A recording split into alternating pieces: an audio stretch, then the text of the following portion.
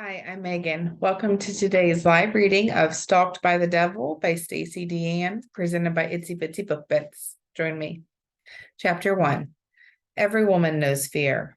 When your knees knock, your forehead sweats, and you get that feeling in your stomach as if you're falling off the cliff.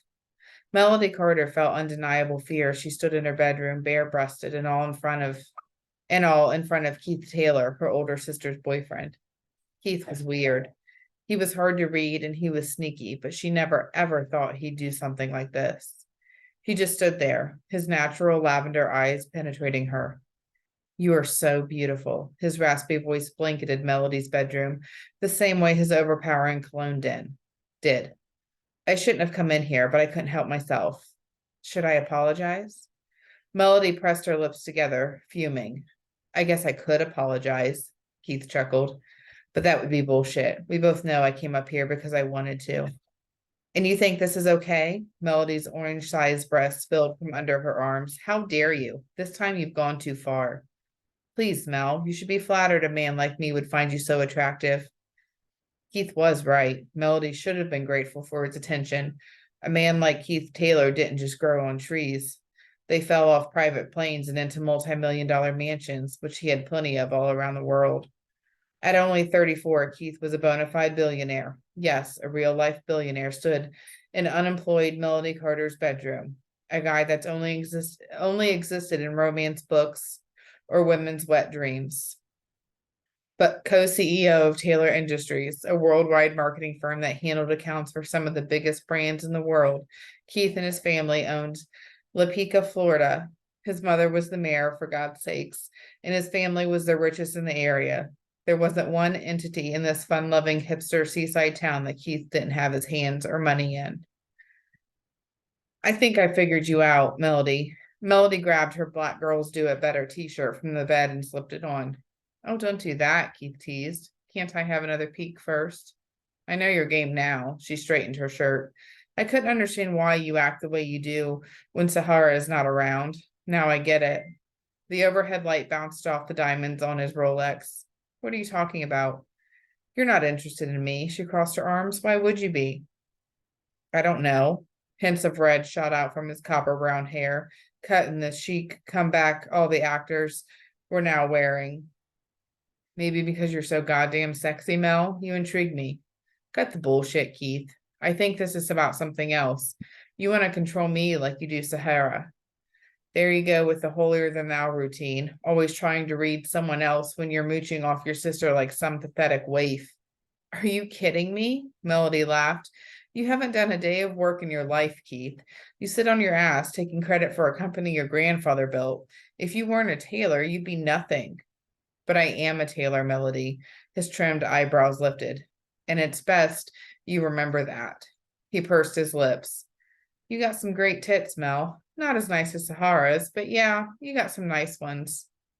What the fuck do you want? How about a quickie? He leaned forward, grinning, before Sahara gets back. Hell, she couldn't lie. Part of her wondered what rolling in between the sheets with Keith Taylor would be like. Fuck, she was human and would be lying if she said she didn't find him irresistible. But she would never, ever do anything to hurt Sahara, and Keith's charm, gorgeous smile, and money wouldn't change that. You and me will never happen, Keith. I was kidding about the quickie. Trust me, there's nothing quick about fucking me. If you do anything like this again, I'm telling Sahara. He wiggled his hypnotic lips.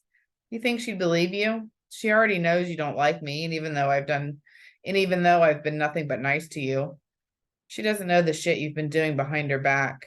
He rubbed his clean-shaven, diamond-shaped chin. And what have I been doing? Stop playing with me. The little flirty remarks, or how you look at me, or even coming into my bedroom. If she knew you did this, you'd be gone. Or she'll just think you tried to run me off like you did all of her other boyfriends. This is a pattern with you, Mel, remember? You've never liked Sahara's boyfriends because you're jealous of her because she's better than you. Isn't that right, little sister? Get out of my room and get out of this house, she pointed toward the hall. Get out. Hey, hey, hey, Sahara sang from downstairs, followed by the front door slamming. Where are my people at? Keith, Mel, you guys in the kitchen? I'm gonna tell her, Melody said. Keith winked. I doubt it. He hurried out of the room and downstairs. Melody took a deep breath and calmed herself for a moment before going to the living room. When she got down there, of course, Sahara was on Keith's lap, kissing him as if she was about to fuck him right there. Melody cleared her throat. Oh, Sahara chuckled as Keith sucked her neck. Stop, Keith. Mel's here. So what? He mumbled as he kissed her. She can watch. Grinning, Sahara pushed him away and stood from the couch in her short-sleeved white dress, which wasn't anything spectacular until Sahara put it on. Hey. Melody tilted her head in the other direction. Can I speak to you in the other room, please? That pissy expression Sahara always got when Melody interrupted her and Keith corroded her gorgeous features. We have company. Keith's not company. Melody grabbed Sahara's hand and pulled her into the lemon yellow contemporary style kitchen. It was the only room in the house that wasn't white. After all, white was Sahara's favorite color. What, girl? Sahara yanked her arm from Melody and straightened the diamond bracelet Keith gave her. Why you always acting this way with Keith? Why the fuck is he here? What? Sahara's curly auburn brown hair sat atop her head in a curly updo. I told him to wait for me until I got home. I had to meet my agent. I told you that. How do you think I feel coming home and Keith sitting in the driveway in his fancy-ass Lamborghini? It's something, huh? Sahara snickered. It cost $3 million. I told you I don't like his ass, and I sure as hell don't want to be around him when you're not here. What's the big deal? Sahara shrugged. All he did was wait for me.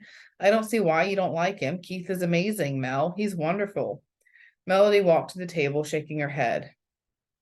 I care about him more than I have any other man. Sahara, you've been with Keith for 4 months. I had COVID longer than this relationship. I just don't get why you have a problem with my boyfriends. Keith is a tailor, Mel. It's like a fairy tale. Who knew me modeling for that charity event poster would make Keith track me down and ask me out? She laughed. Who does that? Exactly. Don't you think that's weird? As you say, he's the most eligible bachelor in town. Why would he go hunting down women he sees on posters?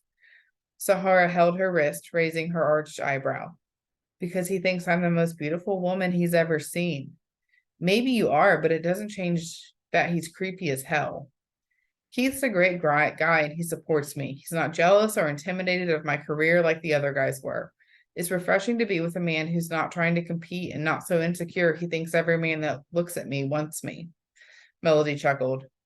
Every man who looks at you does want you, Sahara. I'm serious. Sahara let go of her waist, worry line spouting across her 32-year-old face. Every time Melody looked at her older sister, she couldn't help being jealous at how effortless it was for her to look so amazing. Can we just drop this for now? I'm going through something and I need your support. I'm sick of you picking on Keith every 5 minutes. You need my support for what? Are you okay? That guy contacted me again. The one who's been sending me the emails and gifts.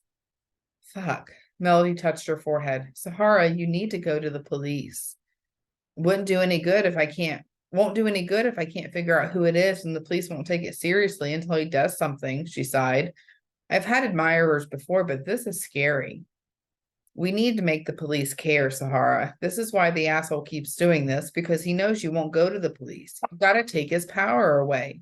He's being possessive, just like Keith. Oh, here we go again. Why does everything come back to you hating Keith? Sahara batted her extended lashes. Jealous because you ain't had a man and who can remember. Just because I don't change boyfriends every week like you doesn't mean I don't get mine. This isn't about me. It's about Keith. I have a bad feeling about him, and I wish you'd take me seriously. Sahara rolled her eyes. Like you had a bad feeling about Ronald, Chris, Jerome, Peyton, and all my other boyfriends. Shall I go on? It's different this time, Sahara. You can't tell me you don't see it. What I see is a man in there that any woman would kill to have, and he wants me. Sahara laid her manicured fingers against her chest. And I love him. I get goosebumps just hearing his name. I'm truly happy, Melody. Please don't ruin this. Once again, Melody felt guilty for bringing this shit to Sahara. Sahara had been the only person she could ever count on. Their parents died in a plane crash when they were in elementary school, and their grandmother took them in, but it wasn't a day that went by that went by, the mean bitch hadn't complained about being saddled with two little girls unexpectedly. She was happy to collect the checks, though. Melody had her best friend, Craig, and Sahara. That was her circle, and Sahara had always been like the mother she never had. So it got so hard to talk against Keith when she knew how much Sahara cared about him. But Melody didn't trust the slimy bastard, and she never would. I would never hurt you, Melody. Melody took Sahara's hand. I'm so grateful for how you looked out for me when we were kids. Lord knows living with Granny wasn't easy, but you always made sure I had what I needed. I'll never forget that. I'm still taking care of you, Mel, Sahara. Sahara let go of her hand. Speaking of which, did you get a job today or what? Melody groaned. You can't just walk out and get a job, at least not one that's worth something. It's not that easy. You've been out of work for 5 months. Sahara crossed her arms. I need help around here. I know that. If you had gone to a real university like I suggested instead of that 2-year tech school, then you'd be better off. 2-year schools are real universities. Melody rolled her eyes. Everyone can't get a full scholarship like you, Sahara. I wasn't in one of the top high school marching bands in the state, remember? So it's my fault I got a better education? I didn't say that. You're great with computers, Mel, but you need a real technology degree so you won't be going from dead-end job to dead-end job. Employees obviously aren't taking that certificate seriously. Wow. Melody swallowed Sahara's hurtful words.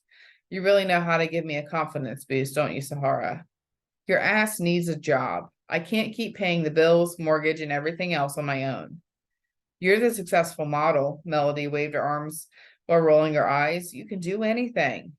You can mock me all you want, but my modeling puts food on the table, bought this house, and keeps you in a comfortable bed every night. Don't forget that.